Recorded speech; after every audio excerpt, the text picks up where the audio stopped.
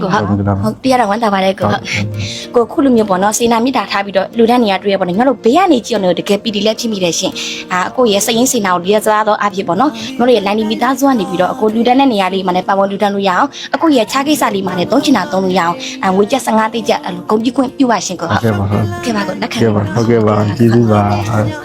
ကိုပေါ်တော့ဒီလိုမျိုးလေးငါတို့နဲ့ထပ်တူလူတန်းခွင့်ရတော့ဘယ်လိုမျိုးလေးခံစားရလဲကိုပြောလားရှင်ကိုပြောပါတယ်တောင်းပြောပါဟုတ်ငါတို့ကလေတကယ်မျိုးဒီလိုမျိုးလေးစရင်စေနာနဲ့လူတွေ့ရလေလူထပ်တူပြောတယ်ကိုဟုတ်ကဲ့ပါဟုတ်ကဲ့ပါကိုအမြဲတမ်းနဲ့ပေါ်တော့ပိကက်နိုင်လက်ဆောင်ဖြစ်ပါစေလို့ညီမတို့ရဲ့လိုင်းနီမီသားစွာနေပြီးတော့စတောင်းပေးပါလေရှင်ကိုဒီတဲ့ဒီမျိုးလာတယ်ဟာသူကဘာလို့ကျောင်းနေပါတယ်မနော်ဒီကမဲဒီအကသွားဖို့ရှိပါတယ်ဒီပဲကျောင်းနေပြက်တာတယ်ဘောနော်အဲ့ဒါလေးသူကလှူကူရှိသေးပါတယ်ဒီပြီးတော့ရေကကျောင်းနေ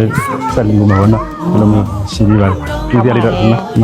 ဆောင်နေပါတယ်ရှင်ဟုတ်ကဲ့ဒီလိုဆိုရင်နော်ပြောမတတ်တော့တကယ်ဝမ်းတာပါလေပြောလည်းမပြောတတ်တော့ဒီလိုချင်နော်ဒီလေဒီဗီဒီမှာလည်းနော်ဝမ်းနေတာပါနော်ဘယ်လိုဖြစ်မှာကငါ